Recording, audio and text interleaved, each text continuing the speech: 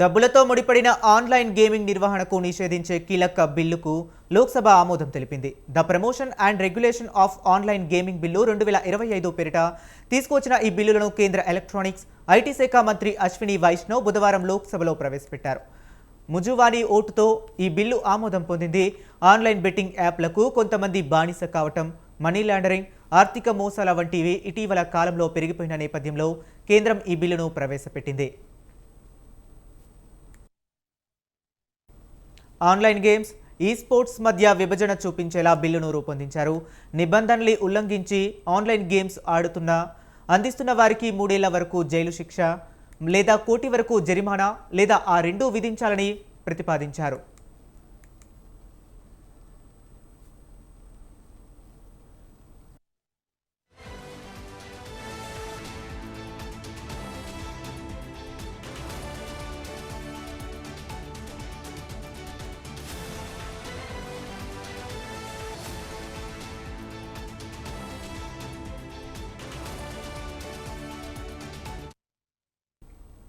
ఇక సంబంధిత అడ్వర్టైజ్మెంట్లో భాగం పంచుకున్న వారికి గరిష్టంగా 2 ఏళ్లు జైలు శిక్ష, 50 లక్షల వరకు జరిమానా విధిస్తారు. వీటి ఆర్థిక లావాదేవీల్లో ప్రమేయం ఉన్నవారికి గరిష్టంగా 3 ఏళ్ల శిక్ష, కోటి వరకు జరిమానా వేస్తారు.